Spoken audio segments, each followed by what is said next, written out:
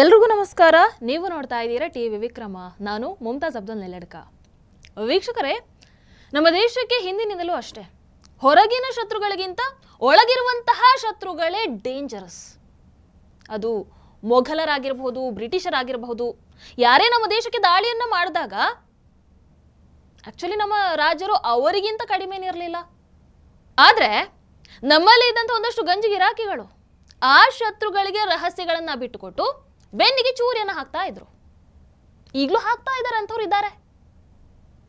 ಅಂತಹ ದೇಶದ ಒಳಗಿರುವಂತಹ ಶತ್ರುಗಳು ಬಹಳಷ್ಟಿದ್ದಾವೆ. ಯಾರದ್ದೋ ಎಂಜಲು ತಟ್ಟೆಯನ್ನ ನೆಕ್ಕಿಕೊಂಡು ದೇಶದ ವಿರುದ್ಧನೇ ಸಂಚನ ರೂಪಿಸ್ತಾರೆ.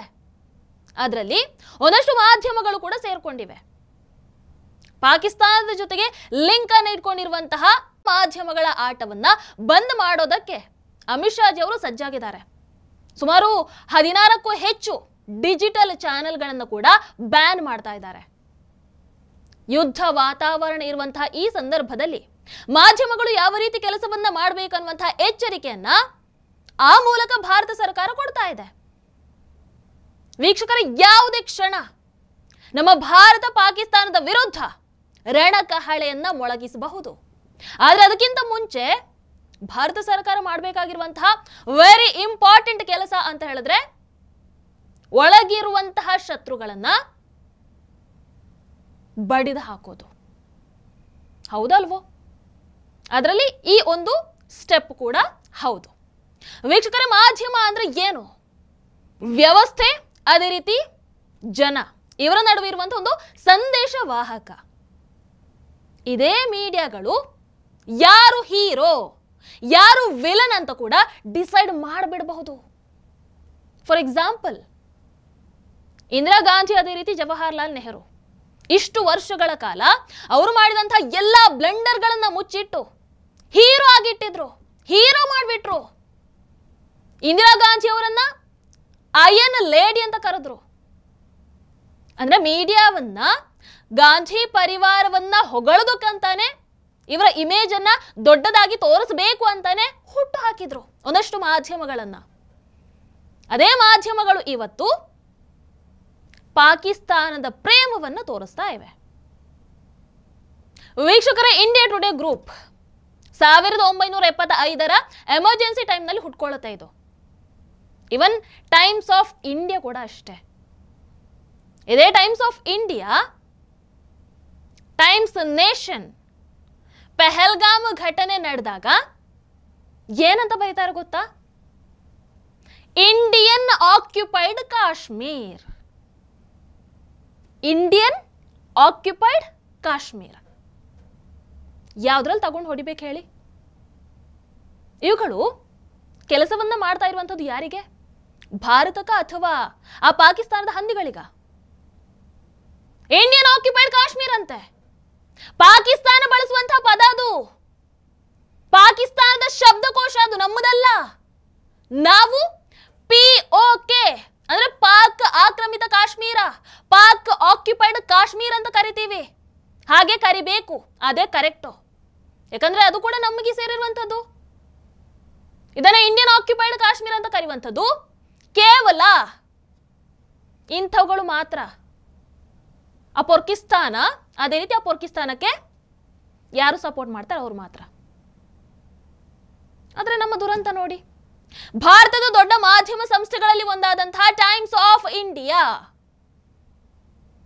ಟೈಮ್ಸ್ ನೇಷನ್ ಹೀಗೆ ಪ್ರಕಟ ಮಾಡುತ್ತೆ. ವೀಕ್ಷಕರ, ಯುದ್ಧ ಅಂತ ಬಂದಾಗ ಮೀಡಿಯಾಗಳು ಯಾವ ರೀತಿ ಕೆಲಸವನ್ನ ಮಾಡಬೇಕು, ಅಂಡ್ ಯಾವುದನ್ನ ಮಾಡಬೇಕು, ಯಾವುದನ್ನ ಮಾಡಬಾರದು, ಇದು ಬಹಳ ಮುಖ್ಯ ಆಗುತ್ತೆ. ಕಾರ್ಗಿಲ್ ಯುದ್ಧದ ಸಂದರ್ಭದಲ್ಲಿ ಇದೇ ಬರ್ಕಾದತ್ ಭಾರತದಲ್ಲಿ ಇದ್ದುಕೊಂಡು ಪಾಕಿಸ್ತಾನಕ್ಕೆ ಕೆಲಸವನ್ನ ಮಾಡ್ತಾಳೆ.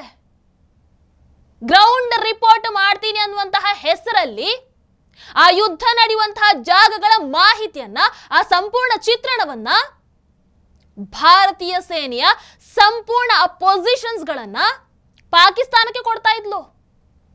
ಆವಾಗಂತೂ ಈಕೆಯನ್ನ ಹೀರೋಯಿನ್ ರೇಂಜ್ಗೆ ಮಾಡಿಬಿಟ್ಟಿದ್ರು. ಆದ್ರೆ ಎಲ್ಲೆಲ್ಲಿ ಈಕೆ ಹೋಗಿ ರಿಪೋರ್ಟ್ ಮಾಡಿದ್ಲು, ಕೆಲವೇ ಸಮಯದಲ್ಲಿ ಅದೇ ಜಾಗದಲ್ಲಿ ಪಾಕ್ ಸೇನೆಯಿಂದ ದಾಳಿ ಆಗ್ತಾ ಇತ್ತು. ರಿಪೋರ್ಟ್ ನಡೀತಾ ಇದ್ದಂತಹ ಜಾಗದಲ್ಲೇ ಸ್ಫೋಟಗಳು ನಡೀತಾ ಇದ್ವು. ಬರ್ಕಾದತ್ ಆ ಗ್ರೌಂಡ್ ರಿಪೋರ್ಟ್ ಅನ್ನ ಮಾಡದೆ ಇದ್ದಿದ್ರೆ ನವ ಯುದ್ಧವನ್ನ ಇನ್ನೂ ಬೇಗನೆ ಗೆದ್ದು ಬಿಡ್ತಾ ಇದ್ವಿ. ಇಲ್ಲಿ ನಾನು ಬರ್ಕಾದತ್ ಅನ್ನ ಏನ್ ಹೇಳಿದ್ನೋ ಅದು ಒಂದು ಎಕ್ಸಾಂಪಲ್ ಅಷ್ಟೇ. ಹೀಗೆ ಬೇರೆ ಬೇರೆ ಮೀಡಿಯಾ ಗ್ರೂಪ್ಗಳು ಅವತ್ತಿಂದ ಇವತ್ತಿನವರೆಗೂ ಕೂಡ ಎಲ್ಲರೂ ಅಲ್ಲ ಒಂದಷ್ಟು ಬೇಜವಾಬ್ದಾರಿ ಕೆಲಸವನ್ನ ಮಾಡ್ತಾ ಇವೆ. ಇದೇ ಕೆಲಸವನ್ನ ಈ ಯುದ್ಧದ ಸಂದರ್ಭದಲ್ಲೂ ಕೂಡ ಮಾಡೋದಕ್ಕೆ ರೆಡಿಯಾಗಿದ್ರು. ಅದಕ್ಕೆ ಭಾರತ ಸರ್ಕಾರ ಈಗ ಒಂದು ಸುತ್ತೋಲೆಯನ್ನ ಜಾರಿ ಮಾಡಿದೆ. ಏನು? ಯಾರು ಕೂಡ ಸುಳ್ಳು ಸುದ್ದಿಯನ್ನ ಪ್ರಕಟಿಸೋ ಹಾಗೆ ಇಲ್ಲ. ಅಷ್ಟೇ ಅಲ್ಲ, ಭಾರತೀಯ ಸೇನೆಯ ಚಲನವಲನ ಏನಿದೆ ಅದನ್ನ ಯಾರು ಕೂಡ ಬಿಟ್ಟು ಕೊಡೋ ಹಾಗೆ ಇಲ್ಲ. ಭಾರತ ಸರ್ಕಾರ ಅದೇ ರೀತಿ ಭಾರತೀಯ ಸೇನೆ ಏನು ಮಾಹಿತಿಯನ್ನ ಕೊಡುತ್ತೋ ಅದನ್ನ ಮಾತ್ರ ಈ ಸಂದರ್ಭದಲ್ಲಿ ಪ್ರಸಾರ ಮಾಡಬೇಕು. ಅಂದ್ರೆ ಮೊದಲೆಲ್ಲ ಪಾಕಿಸ್ತಾನದ ಪರ ಕೆಲಸವನ್ನ ಮಾಡ್ತಾ ಇದ್ರಲ್ವಾ, ಈಗ ಅದು ನಡೆಯಲ್ಲ. ಹಾಗೆ ಮಾಡೋದಕ್ಕೆ ಮೋದಿಜಿ ಸರ್ಕಾರ ಬಿಡಲ್ಲ. ಬೈ ಚಾನ್ಸ್ ನೀವು ಹಾಗೆ ಮಾಡ್ತೀರಾ ಅಂತ ಹೇಳಿದ್ರೆ ನಿಮ್ಮನ್ನ ರಿಪೋರ್ಟ್ ಮಾಡಿ ಜೈಲಿಗೆ ಹಾಕ್ತಾರೆ ಅಷ್ಟೇ. ವೀಕ್ಷಕರೇ, ನಮ್ಮ ದೇಶದ ಒಂದಷ್ಟು ಮಾಧ್ಯಮಗಳು ಹೇಗಿವೆ ಅಂತ ಹೇಳಿದ್ರೆ, ಪೆಹಲ್ಗಾಮ್ನಲ್ಲಿ 26 ಹಿಂದೂಗಳನ್ನ ಮನಸೋ ಇಚ್ಛೆ ಹೊಡೆದು ಹಾಕ್ತಾರೆ. ಆದ್ರೆ ಒಂದಷ್ಟು ನ್ಯಾಷನಲ್ ಮೀಡಿಯಾಗಳಲ್ಲಿ ಆಗಿರಬಹುದು ಒಬ್ಬ ಮುಸಲ್ಮಾನನನ್ನ ಹೈಲೈಟ್ ಮಾಡಿದ್ರು. ಆತನೇ ಹೀರೋ. ಬಾಕಿ ಎಲ್ಲವನ್ನ ಕೂಡ ಬದಿಗಿಟ್ಟು ಕೇವಲ ಆತನೇ ಹೀರೋ, ಕಾಶ್ಮೀರಿ ಮುಸಲ್ಮಾನರೆಲ್ಲರೂ ಕೂಡ ಹಾಗೆ ಇಲ್ಲ, ಹೀಗೆ ಬರೆದು ಅವರ ಪರ ವಕಾಲತನ್ನ ವಹಿಸ್ತಾರೆ. ವೀಕ್ಷಕರ, ಒಂದು ವಿಚಾರ ಗೊತ್ತಿರಲಿ, ಅವತ್ತು ಘಟನೆ ನಡೆದಾಗ ಅಷ್ಟೆಲ್ಲ ಸ್ಥಳೀಯರು ಇದ್ರೂ ಕೂಡ ಮೃತರ ಪತ್ನಿಯರನ್ನ, ಅವರ ಮಕ್ಕಳನ್ನ ನೀರು ಕೊಟ್ಟು ರಕ್ಷಿಸಿದ್ದು, ಅವರಿಗೆ ಧೈರ್ಯವನ್ನ ತುಂಬಿದ್ದು ಭಾರತೀಯ ಸೇನೆಯ ಹೊರತು ಆ ಮುಸಲ್ಮಾನರಲ್ಲ. ಅವರೆಲ್ಲ ಅದನ್ನು ನೋಡಿ ಅಲ್ಲಿ ಸಂತಾಪ ಸೂಚಿಸುವಂತಹ ಹೆಸರಲ್ಲಿ ನಗ್ತಾ ಇದ್ದಂಥದನ್ನು ನಾವು ನೋಡಿದೀವಿ. ಹೌದಲ್ವೋ? ಇದೇ ರೀತಿ ಕಾಶ್ಮೀರಿ ಹತ್ಯಾಕಾಂಡವನ್ನ ಕೂಡ ಮುಚ್ಚಿ ಹಾಕ್ತಾರೆ.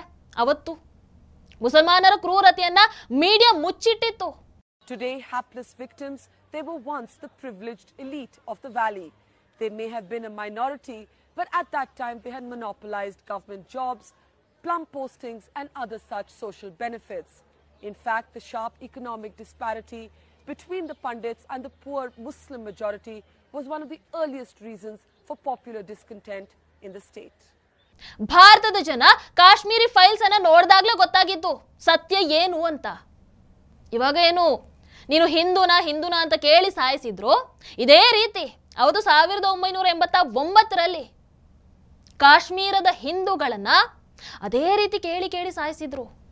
ಮನೆ ಮನೆಗೆ ನುಗ್ಗಿ ಹೊಡೆದ್ರು, ಅಕ್ಕಪಕ್ಕದ ಮನೆಗೆ ನುಗ್ಗಿ ಹೊಡಿತಾರೆ. ನೆನಪಿರ್ಲಿ, ಅವತ್ತು ಸಾಯಿಸಿದ್ದು ಅದೇ ಭಾರತೀಯ ಮುಸಲ್ಮಾನರೇ ಹೊರತು ಆ ಪಾಕಿಸ್ತಾನದ ಹಂದಿಗಳಲ್ಲ. ಕಾಶ್ಮೀರದವರು, ಮುಖ್ಯವಾಗಿ ಹಿಂದೂಗಳು, ಟೆರರಿಸ್ಟ್ಗಳಿಗಿಂತ ಅಕ್ಕಪಕ್ಕದ ಮುಸಲ್ಮಾನರಿಗೆ ಅಲ್ಲಿ ಜಾಸ್ತಿ ಭಯ ಪಡ್ತಾರೆ. ಆದ್ರೂ ಇಂಥವುಗಳನ್ನ ಮಾಧ್ಯಮ ಖಂಡಿಸದೆ ಒಂದಷ್ಟು ಮಾಧ್ಯಮಗಳು ಸಮರ್ಥನೆ ಮಾಡಿಕೊಳ್ಳುತ್ತವೆ. ಮುಂಬೈನಲ್ಲಿ ಪಾಕ್ ವಿರುದ್ಧ ಘೋಷಣೆಯನ್ನು ಕೂಗಿದ್ರೆ ಅವರ ಮೇಲೆ ದಾಳಿ ಆಗುತ್ತೆ. ಯಾಕೆ ಪಾಕ್ ವಿರುದ್ಧ ಘೋಷಣೆಯನ್ನು ಕೂಗ್ತಾ ಇದ್ದೀರಾ ಅಂತ ಕೆಲವರು ಹೇಳ್ತಾರೆ. ನಮ್ಮಪ್ಪ ನಮ್ಮಜ್ಜ ಪಾಕಿಸ್ತಾನವನ್ನ ಬಿಟ್ಟು ಇಲ್ಲೇ ಉಳಿದಿದ್ದಾರೆ, ಇಲ್ಲೇ ಉಳಿದ್ರು ಅಂತ. ಆದ್ರೆ ಇವತ್ತಿಗೂ ಕೂಡ ಸಾವಿರಾರು ಹೆಣ್ಣು ಮಕ್ಕಳನ್ನ ಪಾಕಿಸ್ತಾನಕ್ಕೆ ಮದುವೆ ಮಾಡಿಕೊಟ್ಟಿದ್ದಾರೆ. ಅವರು ಇನ್ನೂ ಕೂಡ ಇಂಡಿಯನ್ ಪಾಸ್ಪೋರ್ಟ್ ಅನ್ನೇ ಯೂಸ್ ಮಾಡ್ಕೊಳ್ತಾ ಇದ್ದಾರೆ. ಮದುವೆ ಮಾಡ್ಕೊಂಡು ಅಲ್ಲಿಗೆ ಹೋಗ್ತಾರೆ, ಮಕ್ಕಳನ್ನ ಹೆರೋದಕ್ಕೆ ಇಲ್ಲಿಗೆ ಬರ್ತಾರೆ. ಯಾವ ರೀತಿ ಇದೆ ನೋಡಿ ಸಿಸ್ಟಮ್. ಈ ಸಂದರ್ಭದಲ್ಲಿ ಎಲ್ಲವೂ ಕೂಡ ಗೊತ್ತಾಗ್ತಾ ಇದೆ ನಮಗೆ. मैसूर से हूँ, शादी उधर हुई है ना, तो मैं विजिट 8 साल के बाद आई थी यहाँ इंडिया। तो मेरे 3 बच्चे अभी जो हादसे हुए कह रहे निकलो वहाँ पर, इनको तीनों को रिसीव करने वाला नहीं है। मैं इनको किसके हवाले करूँ बॉर्डर पे, वहाँ कौन इनको लेगा? ये 3 बच्चे, कितनी उम्र है बच्चों की? ये 2.5, ये 8 years की, ये 4 years का। उधर इनको लेने वाला हस्बैंड को नहीं, अभी तो ये नहीं छोड़ेंगे ना, ये तो भेज कर रहेंगे, मैं किसको भेजूंगी, हस्बैंड फोन नहीं उठा रहे। ಕಾಶ್ಮೀರದಲ್ಲಿ ವಿದ್ಯಾರ್ಥಿಗಳು ವಿಕ್ಟಿಮ್ ಕಾರ್ಡ್ ಅನ್ನ ಪ್ಲೇ ಮಾಡ್ತಾ ಇದ್ದಾರೆ. ಆದ್ರೆ ಇದೇ ವಿದ್ಯಾರ್ಥಿಗಳು ಪಾಕಿಸ್ತಾನ ಗೆದ್ದಾಗ, ಭಾರತ ಸೋತಾಗ ಸೆಲೆಬ್ರೇಟ್ ಮಾಡ್ತಾರೆ. ನಾನು ಹೇಳೋದು, ಇಂಥವ್ರು, ಇಷ್ಟೆಲ್ಲ ಪಾಕಿಸ್ತಾನದ ಮೇಲೆ ಪ್ರೀತಿ ಇದ್ದಂಥವ್ರು ದಯವಿಟ್ಟು ಪಾಕಿಸ್ತಾನಕ್ಕೆ ಹೋಗಬಹುದಲ್ವಾ? ಅಥವಾ ಹೇಳಿ, ನಾವೇ ಕಳಿಸ್ಕೊಡ್ತೀವಿ, ನಮಗೆ ಬೇಡ ಇಂಥವ್ರು. ಈ ಟೈಮಲ್ಲಿ ನಾವು ಯಾಕೆ ಒಂದಷ್ಟು ಮೀಡಿಯಾಗಳ ಬಗ್ಗೆ ಮಾತಾಡಬೇಕು ಅಂತ ಹೇಳಿದ್ರೆ, ನಾವು ಗ್ರೌಂಡ್ ವಾರನ್ನು ಈಸಿಯಾಗಿ ಗೆಲ್ಲಬಹುದು. ಆದರೆ ಈ ನರೇಟಿವ್ ಯುದ್ಧ ಅನ್ನುವಂಥದ್ದು ಇದೆಯಲ್ಲ, ಬಹಳ ಡೇಂಜರ್. ಅದಕ್ಕೆ ಮೋದಿಜಿ ಸರ್ಕಾರ ಹಲವಾರು ಲೀಗಲ್ ವಿಚಾರಗಳನ್ನು ಮುಂದೆ ಇಟ್ಕೊಂಡು ಈ ಬಾರಿ ಮೀಡಿಯಾಗಳಿಗೆ ಮೂಗುದಾರವನ್ನು ಹಾಕೋದಕ್ಕೆ ಹೊರಟು ನಿಂತಿದ್ದಾರೆ. UAPA ಅದೇ ರೀತಿ NSA ಆಕ್ಟ್ ಮೂಲಕ ಈಗ ಎಚ್ಚರಿಕೆಯನ್ನು ಕೊಟ್ಟಿದ್ದಾರೆ. ಮೋದಿಜಿ ಕೇವಲ ಭಾರತದಲ್ಲಿ ಇಂಥವ್ರು ಮಾತ್ರ ಅಲ್ಲ, ಅರುಂಧತಿ ರಾಯ್, ಬರ್ಕಾದತ್ ಆ್ಯಂಡ್ ನಮ್ಮದೇ ಕರ್ನಾಟಕದ ಸಿದ್ದರಾಮಯ್ಯನಂಥವರು, ಪಾಕಿಸ್ತಾನವನ್ನ ಇಷ್ಟಪಡುವಂಥವ್ರು, ಯುದ್ಧವನ್ನ ಬಯಸದೇ ಇರುವಂಥವ್ರು ಬಹಳಷ್ಟು ಮಂದಿ ಇದ್ದಾರೆ. ಈಗಲೂ ಅಷ್ಟೇ, ಸೋಷಲ್ ಮೀಡಿಯಾ ಒಂದು ಇರಲಿಲ್ಲ ಅಂತ ಅಂದಿದ್ದರೆ ಅಲ್ಲಿ ಮೊನ್ನೆ ಕಾಶ್ಮೀರದಲ್ಲಿ ಪೆಹಲ್ಗಾಮ್ನಲ್ಲಿ ಧರ್ಮವನ್ನ ಕೇಳಿ ಹೊಡೆದ್ರು ಅನ್ನುವಂಥದ್ದನ್ನು ಫಾರ್ ಶ್ಯೂರ್ ಮುಚ್ಚಿ ಹಾಕ್ತಾ ಇದ್ರು. ಈಗಲೂ ನೋಡಿ, ಮೋದಿಜಿ ಸರ್ಕಾರದ ಇಂಟೆಲಿಜೆನ್ಸ್ ಫೇಲ್ಯೂರ್ ಅಂತ ಬೊಬ್ಬೆಯನ್ನು ಹಾಕ್ತಾ ಇದ್ದಾರೆ. ಆದರೆ ಈ ಘಟನೆಗೆ ವಾಸ್ತವ ಕಾರಣ ಏನನ್ನುವಂಥದ್ದನ್ನು ಯಾರೂ ಹೇಳಲ್ಲ. ಟೂರಿಸ್ಟ್ಗಳಿಗಾಗಿ ಪೆಹಲ್ಗಾಮ್ ಸ್ಥಳವನ್ನ ಓಪನ್ ಮಾಡಿದ್ದು ಜಮ್ಮು ಕಾಶ್ಮೀರದ CM ಉಮರ್ ಅಬ್ದುಲ್ಲಾ. ಪೆಹಲ್ಗಾಮ್ ಪ್ಲೇಸ್ನಲ್ಲಿ ಟೂರಿಸ್ಟ್ಗಳನ್ನ ಬಿಟ್ಟಿದ್ದು ಅಟ್ಲೀಸ್ಟ್ ಸೇನೆಗಾದ್ರೂ ತಿಳಿಸ್ಬೇಕಿತ್ತು, ತಿಳಿಸಿಲ್ಲ. ಯಾಕೆ? ಹಾಗಾದ್ರೆ ಇವೆಲ್ಲವೂ ಕೂಡ ಪ್ರೀ ಪ್ಲಾನ್ಡ್ ಆಗಿದ್ವಾ?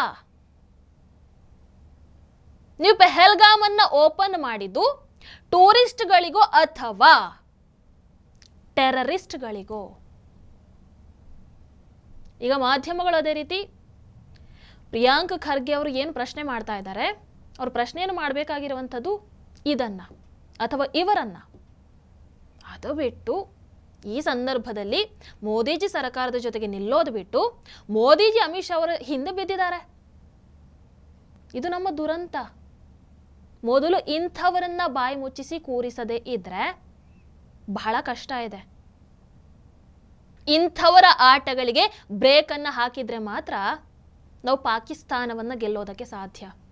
ಇಲ್ಲಾಂದ್ರೆ ನಮ್ಮ ದೇಶದ ಒಳಗೆ ಶತ್ರುಗಳನ್ನ ಇಟ್ಕೊಂಡು ಶತ್ರು ದೇಶದ ವಿರುದ್ಧ ಹೋರಾಟವನ್ನ ಮಾಡ್ತೀವಿ ಅಂತ ಹೇಳಿದ್ರೆ ಕಷ್ಟ ಇದೆ. ಮೊದಲು ಆಂತರಿಕ ಶತ್ರುಗಳನ್ನ ಬಗ್ಗು ಬಡಿಬೇಕು. ಪಾಕಿಸ್ತಾನವನ್ನಂತೂ ಉಳಿಸಲೇಬಾರದು ಅಷ್ಟೇ. ನಮಸ್ಕಾರ. ಟಿವಿ ವಿಕ್ರಮ, ದೇಶ ನಿಮ್ಮ ಕೈಯಲ್ಲಿ. ಈ ಕಾರ್ಯಕ್ರಮ ನಿಮಗೆ ಇಷ್ಟ ಆಗಿದ್ದಲ್ಲಿ ಲೈಕ್, ಶೇರ್ ಹಾಗೂ ಕಮೆಂಟ್ ಮಾಡಿ. ಟಿವಿ ವಿಕ್ರಮದ ಕಾರ್ಯಕ್ರಮಗಳನ್ನು ನಿರಂತರವಾಗಿ ವೀಕ್ಷಿಸಲು ಸಬ್ಸ್ಕ್ರೈಬ್ ಮಾಡಿ, ಬೆಲ್ ಐಕನ್ ಒತ್ತಿ.